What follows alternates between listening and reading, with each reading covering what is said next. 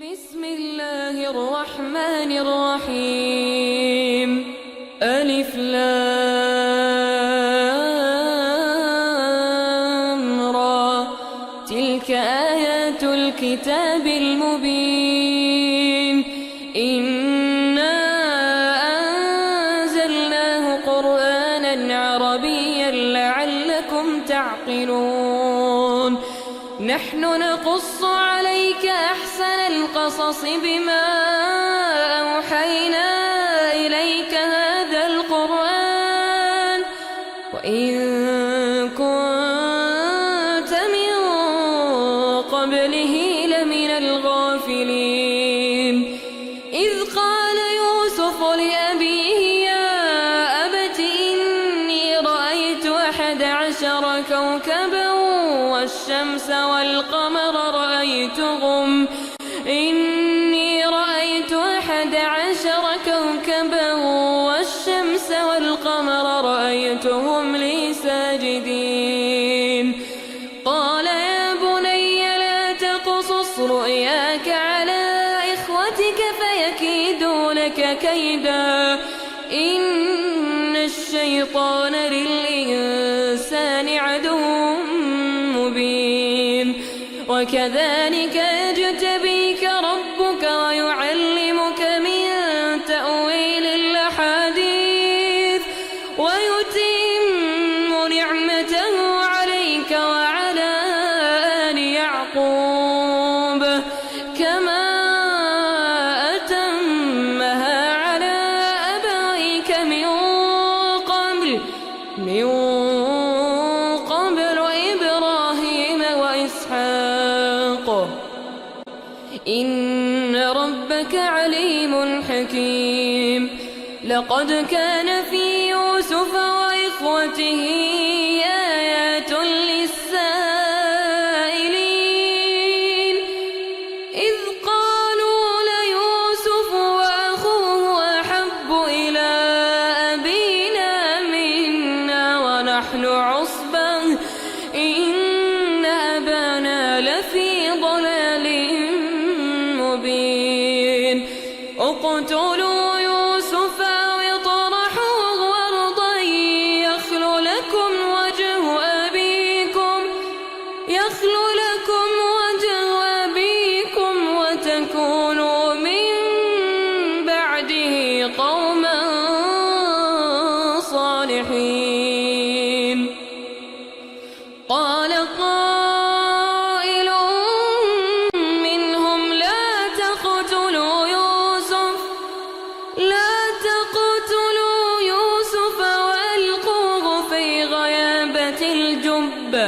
وألقوه في غيابة الجب يلتقطه بعض السيارة إن كنتم فاعلين. قالوا يا أبانا ما لك لا تأمنا على يوسف وإنا له لناصحون. أرسله معنا غدا يرتع ويلعب وإنا له لحافظون. قال إني ليحزنني أن تذهبوا به وأخاف أن يأكله الذئب وأنتم عنه غافلون. قالوا لئن أكله الذئب ونحن عصبة إنا إذا لخاسرون. فلما ذهبوا به وأجمعوا أن يجعلوه في غيابة الجب وأوحينا إليه لتنبئنهم بأمرهم هذا وهم لا يشعرون. وجاءوا أباهم عشاء يبكون. قالوا يا أبانا إنا ذهبنا نستبق وتركنا يوسف وتركنا يوسف عند متاعنا فأكله الذئب وما أنت بمؤمن لنا ولو كنا صادقين. وجاءوا على قميصه بدم كذب قال بل سولت لكم أنفسكم أمرا فصبر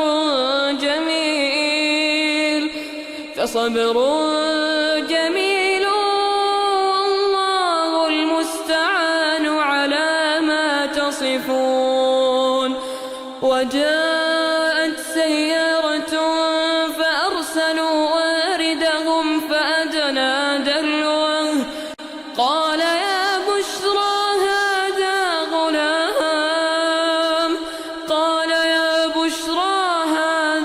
غلام وأسروه بضاعة والله عليم بما يعملون.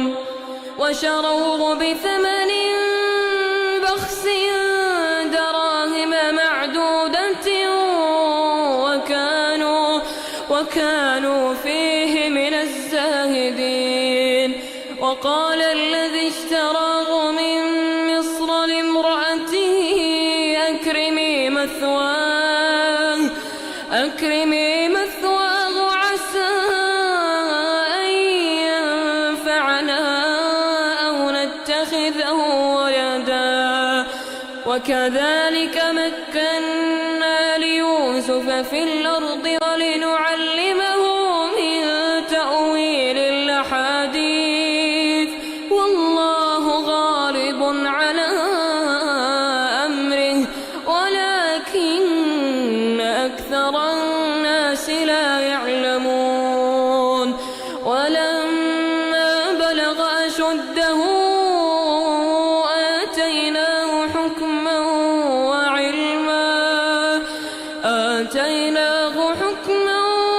وعلما وكذلك نجزي المحسنين. وراودته التي هو في بيتها عن نفسه وغلقت الأبواب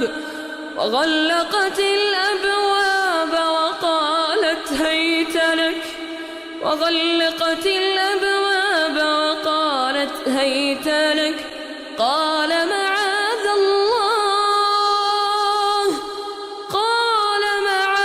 الله إنه ربي أحسن مثواي إنه لا يفلح الظالمون. ولقد همت به وهم بها لولا أن رأى برهان ربه كذلك لنصرف عنه السوء والفحشاء إنه من عبادنا المخلصين. واستبق الباب وقدت قميصه من دبر وألف يا سيدها لدى الباب قالت ما جزاء من أراد بأهلك سوءا إلا أن يسجن أو عذاب أليم. قال هي راودتني عن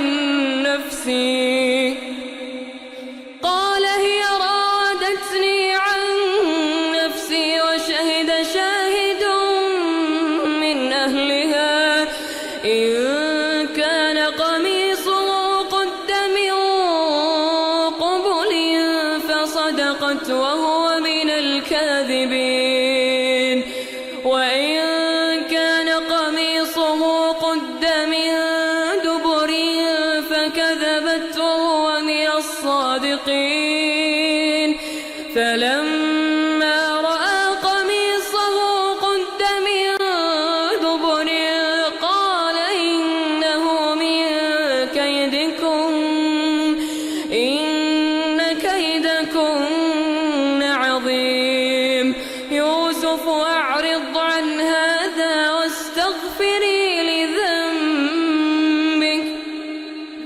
واستغفري لذنبك إنك كنت من الخاطئين. وقال نسوة في المدينة امرأة العزيز تراود فتاها عن نفسه قد شغفها حبا إنا لنراها في ضلال مبين.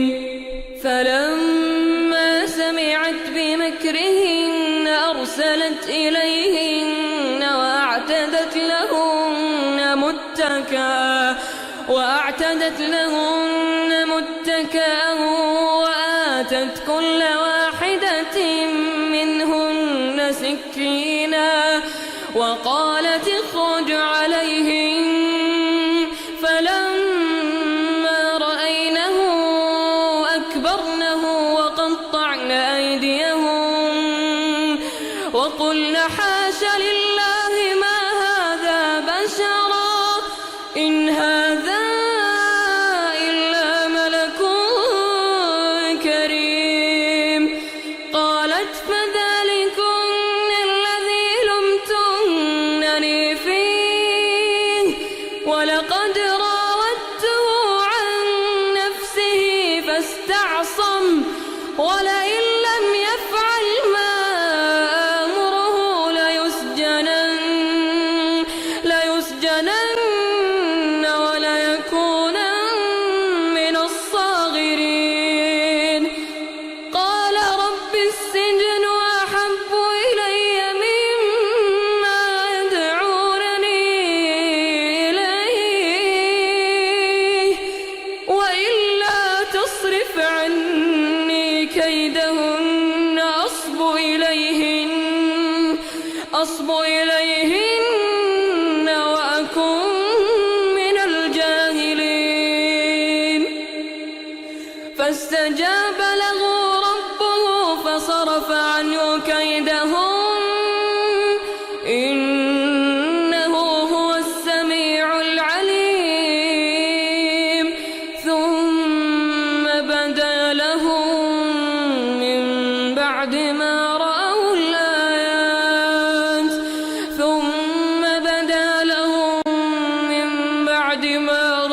الآيات ليسجننه حتى حين. ودخل معه السجن فتيان قال أحدهما إني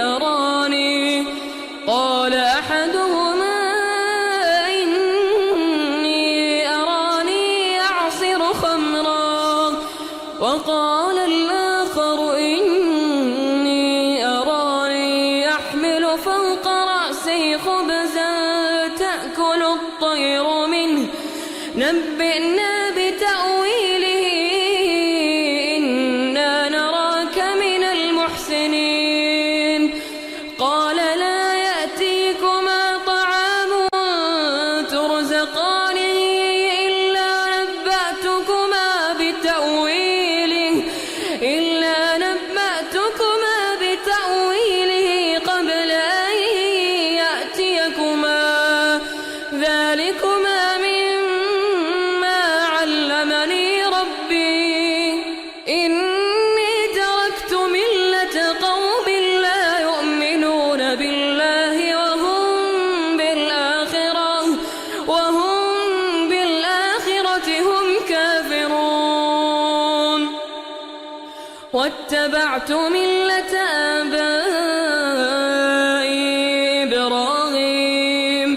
إبراهيم وإسحاق ويعقوب ما كان لنا أن نشرك بالله من شيء ذلك من فضل الله علينا وعلى الناس ولكن أكثر الناس لا يشكرون.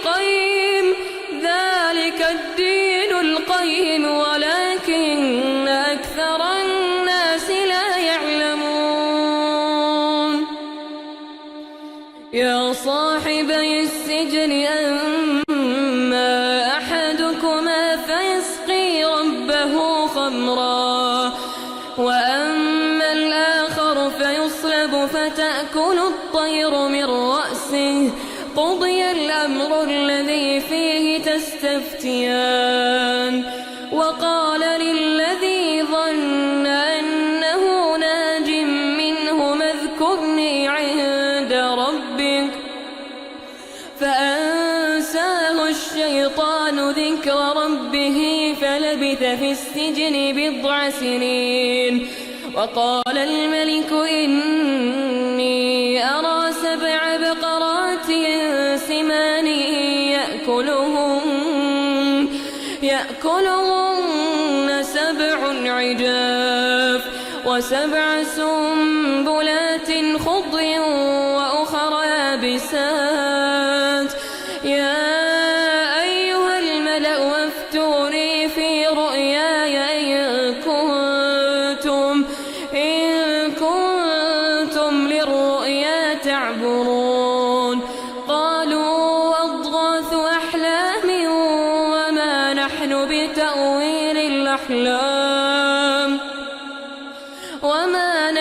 بتأويل الأحلام بعالمين. وقال الذي نجا منهما وادكر بعد أمة أنا أنبئكم بتأويله فارسلون. يوسف أيها الصديق وافتنا في 7 بقرات سمان يأكلهن 7 عجاف و7 سنبلات خضر وأخر يابسات لعلي أرجع إلى الناس لعلهم يعلمون. قال تزرعون 7 سنين دأبا فما حصدتم فذروه في سنبله إلا قليلا مما تأكلون. ثم يأتي من بعد ذلك 7 شداد يأكلن ما قدمتم لهن إلا قليلا مما تحصنون. ثم يأتي من بعد ذلك عام فيه يغاث الناس وفيه يعصرون. وقال الملك ائتوني به فلما جاءه الرسول قال ارجع إلى ربك فاسأله ما بال النسوة اللاتي قطعن أيديهن إن ربي بكيدهن عليم. قال ما خطبكن إذ راوتن يوسف عن نفسه قلن حاش لله ما علمنا عليه من سوء. قالت امرأة العزيز الآن حصحص الحق أنا راودته عن نفسه وإنه لمن الصادقين. ذلك ليعلم أني لم أخنه بالغيب وأن الله لا يهدي كيد الخائنين.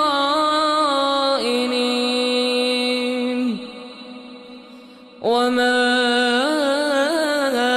أبرئ نفسي إن النفس لأمارة بالسوء إلا ما رحم ربي إن ربي غفور رحيم. وقال الملك ائتوني به أستخلصه لنفسي فلما كلمه قال إنك اليوم لدينا مكين أمين.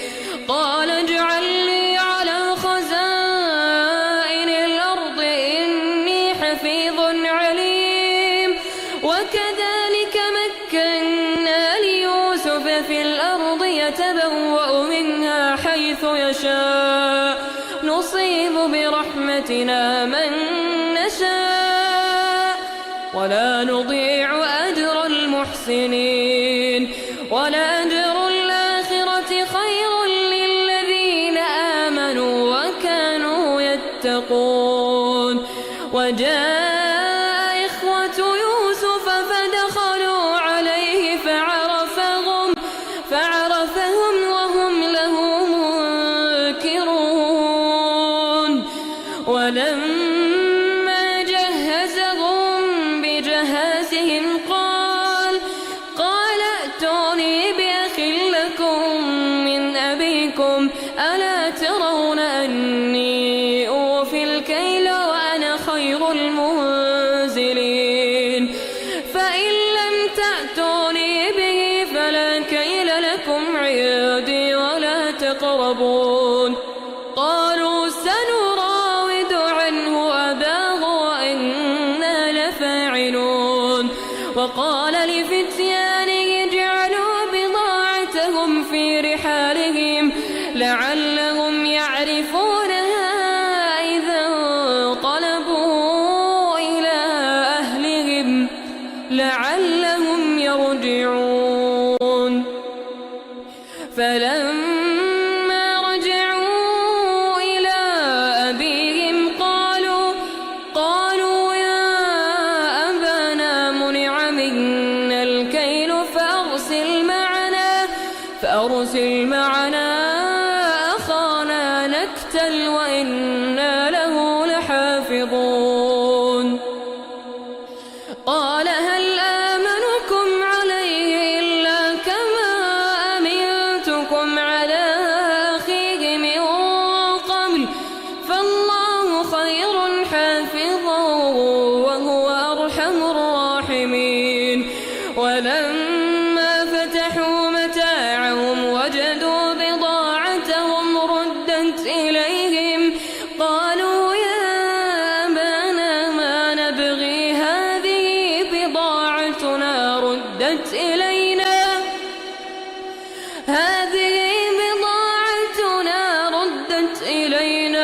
ونمير أهلنا ونحفظ أخانا ونزداد كيل بعير ذلك كيل يسير قال لن أرسله معكم حتى تؤتون موثقا من الله لتأتونني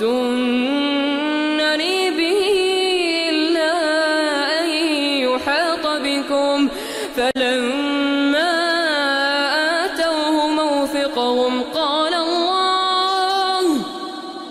قال الله على ما نقول وكيل وقال يا بني لا تدخلوا من باب واحد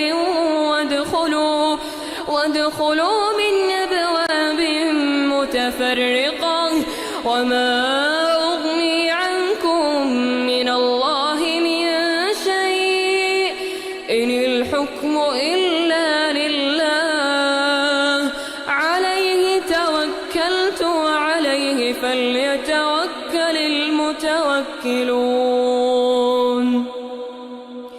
ولما دخلوا من حيث أمرهم أبوهم ما كان يغني عنهم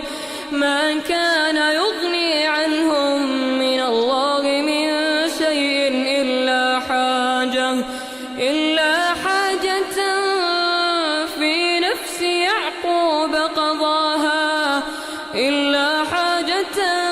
في نفس يعقوب قضاها وإنه لذو علم لما علمناه ولكن أكثر الناس لا يعلمون ولما دخلوا على يوسف آوى إليه أخاه قال إني أنا أخوك فلا تبتئس بما كانوا يعملون فلما جهزهم بجهازهم جعل السقاية في رحل أخيه ثم أذن مؤذن أيتها العير إنكم لسارقون سارقون قالوا وأقبلوا عليهم ماذا تفقدون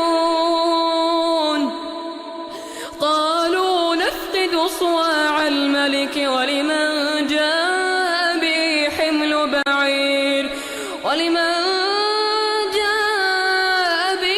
حمل بعير وأنا به زعيم قالوا تالله لقد علمتم ما جئنا لنفسد في الأرض وما كنا سارقين قالوا فما جزاؤه إن كنتم كاذبين قالوا جزاؤه من وجد في رحله فهو جزاؤه كذلك نجزي الظالمين فبدأ بأوعيتهم قبل وعاء أخيه ثم استخرجها من وعاء أخيه كذلك كدنا ليوسف ما كان ليأخذ أخاه في دين الملك إلا أن يشاء الله نرفع درجات من نشاء وفوق كل ذي علم عليم قالوا إن يسرق فقد سرق أخ له من قبل فأسرها يوسف في نفسه ولم يبدها لهم قال أنتم شر مكانا والله أعلم بما تصفون قالوا يا أيها العزيز إن له أبا شيخا كبيرا فخذ أحدنا مكانه إنا نراك من المحسنين قال معاذ الله أن نأخذ إلا من وجدنا متاعنا عنده إنا إذا لظالمون فلما استيأسوا منه خلصوا نجيا قال كبيرهم ألم تعلموا أن أباكم قد أخذ عليكم موثقا من الله قال كبيرهم ألم تعلموا أن أباكم قد أخذ عليكم موثقا من الله ومن قبل ما فرطتم في يوسف فلن أبرح الأرض حتى يأذن لي أبي أو يحكم الله لي وهو خير الحاكمين ارجعوا إلى أبيكم فقولوا يا أبانا إن ابنك سرق وما شهدنا إلا بما علمنا وما كنا للغيب حافظين واسأل القرية التي كنا فيها والعير التي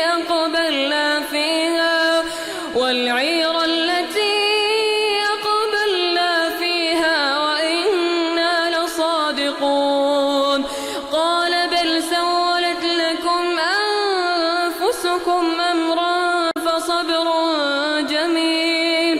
فصبر جميل عسى الله أن يأتيني بهم جميعا إنه هو العليم الحكيم وتولى عنهم وقال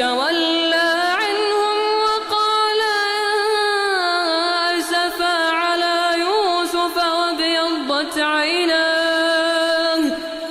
وابيضت عيناه من الحزن فهو كظيم قالوا تالله تفتأ تذكر يوسف حتى تكون حرضا تكون من الهالكين قال إنما أشكو بثي وحزني إلى الله وأعلم من الله ما لا تعلمون يا بني اذهبوا فتحسسوا من يوسف وأخيه ولا تيأسوا من روح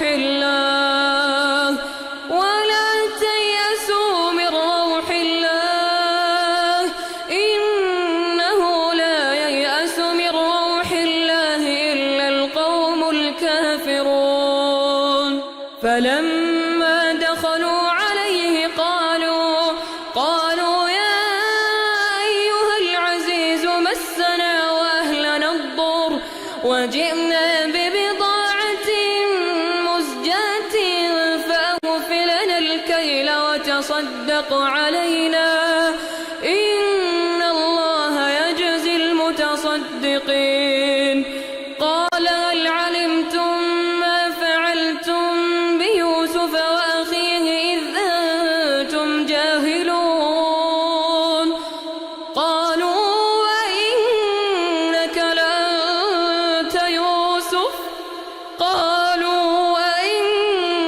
لأنت يوسف قال أنا يوسف وهذا أخي قد من الله علينا إنه من يتق ويصبر فإن الله لا يضيع أجر المحسنين قالوا تالله لقد آثرك الله علينا وإن كنا لخاطئين قال لا تثريب عليكم اليوم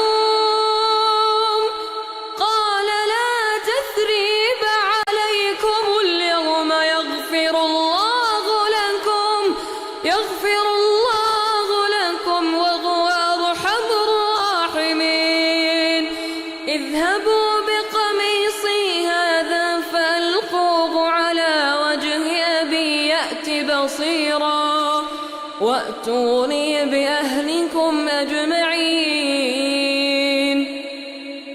ولما فصلت العير قال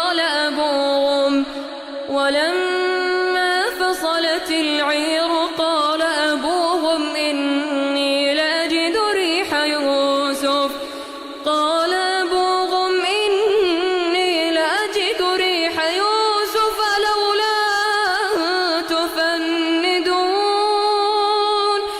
قالوا تالله إنك لفي ضلالك القديم فلما جاء البشير ألقاه على وجهه فارتد بصيرا قال ألم أقل لكم إني أعلم من الله ما لا تعلمون قالوا يا أبانا استغفر لنا ذنوبنا إنا كنا خاطئين قال سوف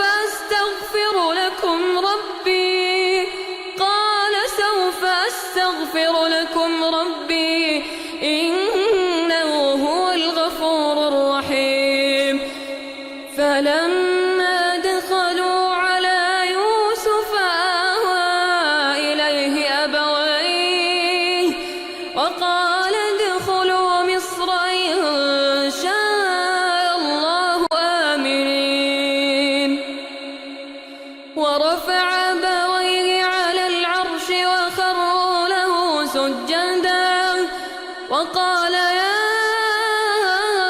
أبت هذا تأويل رؤياي من قبل قد جعلها ربي حقا وقد أحسن بي إذ أخرجني من السجن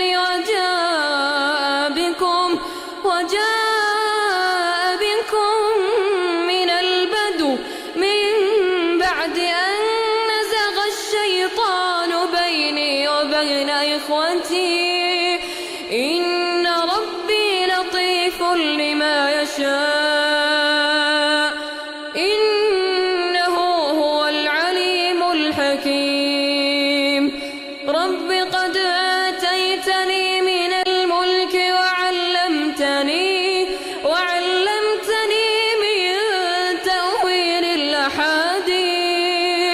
وعلمتني من تأويل الأحاديث فاطر السماوات والأرض